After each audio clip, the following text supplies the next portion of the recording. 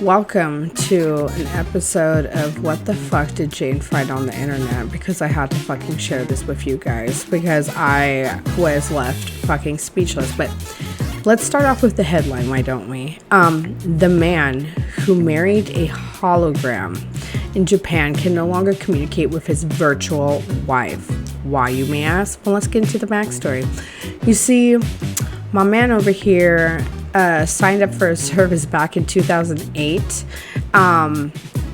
for this like virtual hologram communication service, whatever, AI type of thing, right? So a couple of years later, after he signed up for this service in 2008, they came out with a gate box which like allowed for him to actually see the hologram in person and he could speak to it, right? However, this AI had like no sense of its own self.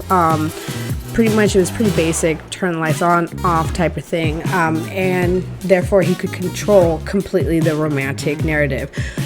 So I guess this hologram figure that he specifically fell in love with and married is a 16-year-old Japanese pop star singer.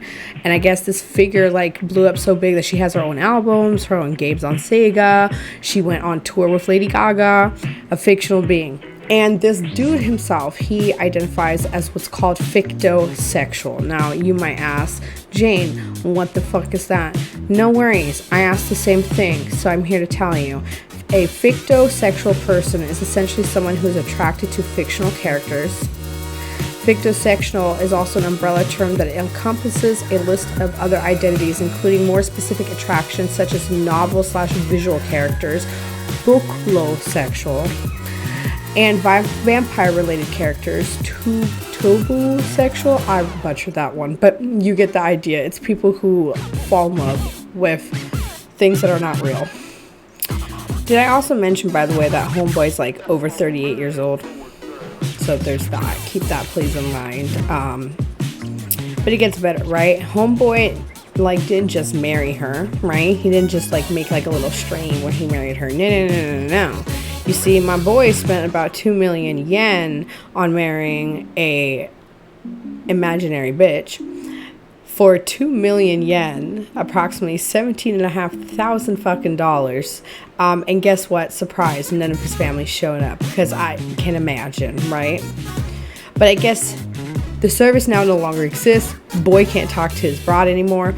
And the ironic part about it all is that he even started using the service to begin with because he was dealing with depression and he was like not happy of constantly dealing with rejection by women. And instead of working on himself and getting a therapist and figuring out what it is that he's doing wrong that women are not into, he decided rather he'd go and spend the next gazillion years being in a relationship with something that's not fucking real, because that's really healthy, right? Which leads me to my point. I can now understand the declining birth rate in Japan, right? Because let's be honest, no Japanese woman has the fucking time to deal with motherfuckers like this, right? Like what? You gonna show up and be like, hey, I want you to dress up like a little girl, pretend to be a little girl so I can fuck you as a little girl. What the fuck? I wouldn't want to fucking date a motherfucker either. And for them, of course, like I said, again, this hologram, this AI had no sense of itself. So therefore, he can control entirely how he wanted this relationship to play out with this thing, which he can't do with a real life person. And quite frankly, these type of like insane, like virtual connections, obsessions, whatever you want to call it, is so mind-blowing to me, right? Because the whole point of like dating and getting into relationships, there's a lot of different levels of excitement. Even in long-term relationships, there's still like levels of excitement and things that like new things, right? It's not so really the question is this dude, a little weird, because especially if the character is 16, and he's controlling the entire narrative, like what is really his fantasies, you know what I'm saying? But again, I don't blame Japanese women not wanting to put up with this shit, and quite frankly, this has become such a larger problem in Japan to begin with that people are rather going into virtual relationships rather than, wanting to get their fifis hurt. Really, that's what it comes down to. These people don't want to get their fifis hurt. Like even here on CNN, they say Gatebox Miku is equipped with basic artificial intelligence. It manages simple greetings and switch lights on and off, but is also subjected to glitches and occasional system meltdowns. It has no sense of self and desires, and Kondo completely controls the romantic narrative. So again, like, how real can that be? You know what I mean? Kondo says that his relationship with the hologram helped him overcome a deep depression caused by work and fear of social rejection.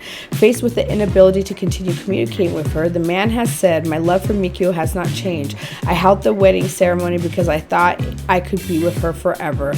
Wherever he wants her to go, he is accompanied by a life-size model of," I'm not even going to try to pronounce the name, Mikyu, and he hopes to be able to communicate with her in some way in the near future. So here's my thing. If you went into this with the fear of rejection, are you now going to enter every AI relationship with the fear of loss?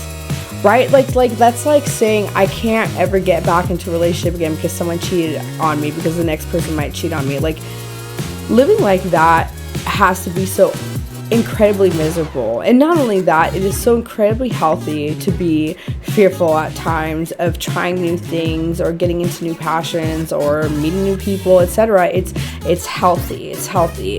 It's a sense of awareness. It allows for creativity. It allows for this. There's so many benefits to it, right? And this dude is just really like locking himself up in a fucking apartment and trying to mind fuck AI. Sad. So that was the article. I just wanted to share that with you guys. That's why here's another quick tidbit video essentially from me. Hope you guys are having a great week. That's all. Have a good one. Bye.